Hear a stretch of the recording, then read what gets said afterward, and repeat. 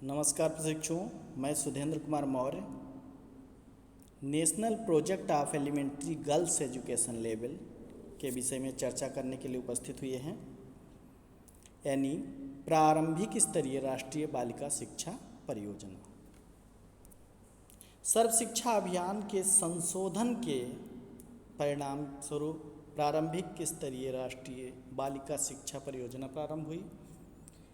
किसी योजना के क्रम में उसको पूरा करने के उद्देश्य से परियोजनाएं और कार्यक्रम चलाए जाते हैं, तो इसी संशोधन के क्रम में यह NPEGEL का शुभ्रपात हुआ।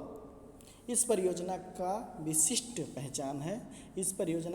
पहचान है क्योंकि ये वर्तमान में कार्यरत भी है और बालिकाओं की शिक्षा के लिए इसका विशेष पहचान है, विशेष योगदान है और बालिकाओं के जीवन को बदल देने वाला ये प्रोजेक्ट है। यह बालिका शिक्षा के लिए बहुत महत्वपूर्ण है। इसमें बालिकाओं को अतिरिक्त सुविधाएं प्रदान की जाती है, यानी अपवंचित बालिकाओं के लिए जो आवश्यकताएं होनी चाहिए मूलभूत रूप से वह उसको उपलब्ध कराता है।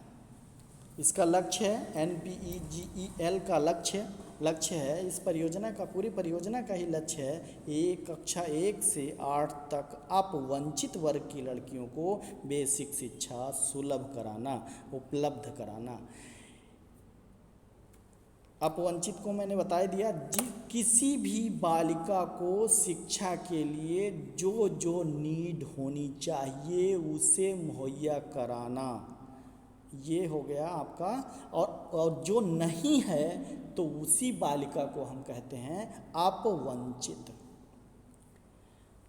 आगे NPEGEL की आवश्यकता। अब हर कार्यक्रम की, हर प्रोग्राम की, हर प्रोजेक्ट की एक आवश्यकता होती है, तो आवश्यकता है जन समुदाय को बालिका शिक्षा के प्रति जागरूक करने के लिए। जन समुदाय जागरूक हो जाएगा तो बालिकाओं को विद्यालय भेजना प्रारंभ कर देगा तो लड़कियां भी शिक्षित हो जाएंगी। और जैसा कि कहा गया है, एक लड़की शिक्षित हो गई, इसका मतलब एक परिवार नहीं 2 परिवार शिक्षित हो जाते हैं। तो ये जागरूकता फैलाने से हम क्या करते हैं कि गर्ल्स एजुकेशन लेवल को बढ़ा सकते हैं। PS हुआ UPS, यानी PS माने प्राइमरी स्कूल और UPS यानी उच्च प्राथमिक विद्यालय, अपर प्राइमरी स्कूल के शिक्षकों को बालिका शिक्षा के प्रति उपयुक्त एवं आवश्यक प्रशिक्षण देना। यानी बालिकाओं को शिक्षित करने के लिए हमें विशेष प्रशिक्षण की आवश्यकता होती है और उसे प्रशिक्षित करने का भी ये काम national project of elementary girls education level का इस परियोजना का है। अगला नामांकन एवं ठहराव हेतु। नामांकन एवं ठहराव हेतु यानी कि बच्चों को नाम लिखाया जाए और बालिकाओं को खास करके, और बालिकाओं को विद्यालय में रोकने के लिए जो व्यवस्था की जाए उसके लिए भी यहाँ क्रम है, यहाँ लक्ष्य रखा गया था और आवश्यकता थी 3 से 6 आयु वर्ग के बच्चे, यानी जो नन्हे मुन्ने हैं उन बच्चों के लिए शिशु देख रेख केंद्र, जैसे आंगनबाड़ी वगैरह, मिनी आंगनबाड़ी आदि होते हैं, तो विद्यालय परिसर में स्थापित करना, जिससे वो बड़े बच्चों को भी देखकर उनका अनुकरण करें और आगे बढ़ें। NPEGEL के उद्देश्य कौन कौन से हैं, इस पर हम प्रकाश डालेंगे। लैंगिक अंतराल को कम करना, यानी प्रारंभिक शिक्षा में जो लिंग अंतराल है, जो डिफरेंस है जेंडर का, वह कम करो अथवा दूर करना इसका उद्देश्य। दूसरा, 100% नामांकन में वृद्धि करना, अर्थात चयनित आदर्श संकुल विद्यालय मतलब होता है कि जो क्लस्टर में हो, जो मॉडल स्कूल क्लस्टर में हो, उनमें 100% नामांकन हो, 100% ठहराव हो और उनके गुणवत्ता में वृद्धि करने का भी उद्देश्य बनाया गया। उच्च प्राथमिक स्तर पर बालिकाओं के लिए व्यावसायिक शिक्षा का भी प्रबंध करना इसका उद्देश्य था। मुक्त विद्यालय के माध्यम से उच्च प्राथमिक स्तरीय शिक्षा हेतु प्रयास करना, यानी मुक्त विद्यालय के माध्यम से उच्च प्राथमिक स्तरीय शिक्षा हेतु प्रयास करना, यानी जैसे मुक्त विद्यालय संगठन NIOS है ना, नेशनल ओपन स्कूल ऑर्गेनाइजेशन। तो उसकी कल्पना की गई कि इस तरह से जो विद्यालय नहीं जा पा रहे हैं उनको उस प्रकार की शिक्षा उच्च बेसिक दी जाए, यानी 6 से 8 तक। शाला त्यागी छात्रों को, विशेषकर बालिकाओं को ग्रीष्मकालीन शिविर के माध्यम से शिक्षा देकर उन्हें मुख्य धारा से जोड़ना। इसका मतलब ये हुआ कि जो शाला माने विद्यालय, जो विद्यालय नहीं जा पाते हैं, विद्यालय का त्याग कर देते हैं, उन छात्रों को भी विशेषकर जिसमें बालिकाएं हों उनको ग्रीष्मकालीन में यानी गर्मियों में शिविर लगाकर उनको शिक्षित किया जाए और उनको सभी बच्चों के समान बना दिया जाए, यानी कि मुख्य धारा से जोड़ दिया जाए। जिस धारा के सभी बालक हैं उसी धारा उसी क्रम में उनका भी बहाव, उनका भी फ्लो हो। नेक्स्ट है चिन्हित छात्र छात्राओं को गणित, अंग्रेजी, विज्ञान आदि विषयों के लिए उपचारात्मक शिविर का संचालन करना। यानी कहा गया है कि चिन्ह लगा दिया जाए, चिन्हित कर दिया जाए, यानी निदान कर लिया जाए, पहचान कर लिया जाए नैदानिक परीक्षण के द्वारा छात्र छात्राओं में जो गणित में कमज़ोर हैं, जो अंग्रेजी में कमज़ोर हैं और जो विज्ञान आदि विषय में कमज़ोर हैं, उनको रिमीडियल ट्रीटमेंट के द्वारा एजुकेशन दिया जाए और उपचारात्मक शिविर का संचालन किया जाए। ये उद्देश्य बनाया गया। वंचित बालिकाओं को सेतु शिविर, यानी जो अभी भी वंचित हैं उन बालिकाओं को सेतु शिविर माने ब्रिज कैंप लगाकर उनको शिक्षित करना उद्देश्य बनाया गया। नेक्स्ट है इसका कार्य क्षेत्र। NPEGEL का कार्य क्षेत्र है N for national, P for project, E for elementary, G for girls, E for education, L for लेबल। प्रारंभिक स्तरीय राष्ट्रीय बालिका शिक्षा परियोजना का जो कार्य क्षेत्र है वो क्या क्या है? इसके 3 कार्य क्षेत्र हैं। पहला है शैक्षिक आधार पर पिछड़े हुए विकास खंडों में, यानी शैक्षिक आधार पर जो पिछड़े विकास खंड हैं उसमें इस कार्य योजना को लागू किया जाए, इस परियोजनाओं को चलाया जाए।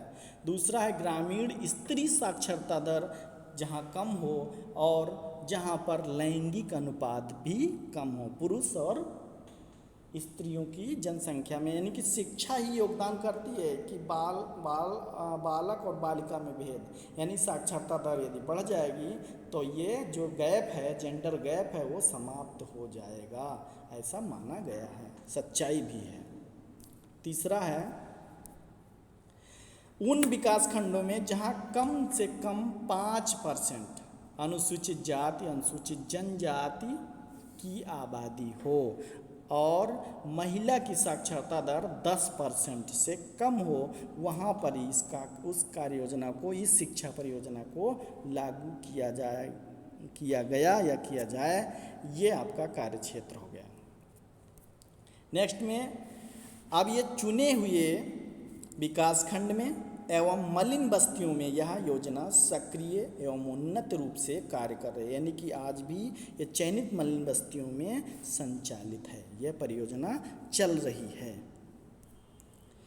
NPEGEL की क्रियान्वयन इकाई, यानी वर्क प्रोसेस कैसे होगा, कार्यक्रम कैसे बनाया जाएगा, कैसे चल रही है, इस पर फोकस करते हैं। यानी कि जब हमने कार्य क्षेत्र देख लिया, अब कार्य क्षेत्र को कार्य को प्रणीत कैसे किया जाएगा ये बताया गया है। इसमें 3 स्तर बना दिए गए, पहला जिला स्तर, दूसरा ब्लॉक स्तर और तीसरा ग्राम शिक्षा समिति यानी पंचायत स्तर। अब देखिए जिला स्तर पर जिला जेंडर यूनिट के नाम से इसको जानते हैं। इसका हेड जो होता है, अध्यक्ष होता है, वो डायट प्राचार्य होता है और सचिव होता है BSA, बेसिक शिक्षा अधिकारी, ठीक। और इसमें सरकारी, गैर सरकारी और महिला समाख्या कार्यक्रम जहाँ हैं वहाँ पर जो स्थापित हुआ था 1989 में, वह सब इसके सदस्य नामित किए जाते हैं और कुल 20 सदस्य होते हैं। इसमें महिला समाख्या के बारे में बता दूं, इस योजना का उद्देश्य था ग्रामीण इलाकों में सामाजिक और आर्थिक रूप से पिछड़े समूहों की महिलाओं को शिक्षा देना, सशक्तिकरण करना, राष्ट्रीय शिक्षा नीति के लक्ष्यों को एक मजबूत कार्यक्रम के लिए आगे बढ़ाना। 11 राज्यों में 130 जिलों में 679 यानी 679 शैक्षिक रूप से पिछड़े हुए प्रखंडों में ये है। और गांव देखा जाए तो 44,446 गाँव में यह चल रही है। कौन क्या? महिला समाख्या कार्यक्रम 1989 1989। तो जो जहाँ भी है ये महिला समाख्या कार्यक्रम उसको भी शामिल किया जाता है किसी यूनिट में, क्रियान्वयन इकाई में। ठीक। दूसरा, ब्लॉक लेवल पर जेंडर कोऑर्डिनेटर कहलाता है, जो हेड होता है। उसमें बीएसए द्वारा नामित कोई भी व्यक्ति हो सकता है और सदस्य के लिए वही क्रम है, सरकारी, गैर सरकारी या महिला समाख्या कार्यक्रम 1989 के को शामिल किया जाता है सदस्य के रूप में।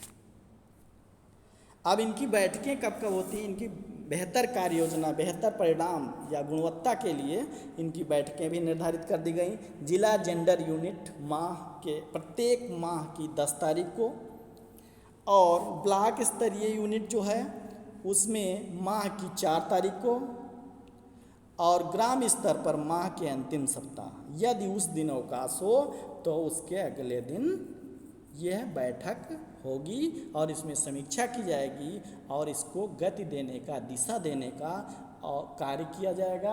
और इस उद्देश्य का पूरा लाभ बालिका शिक्षा के लिए समर्पित है।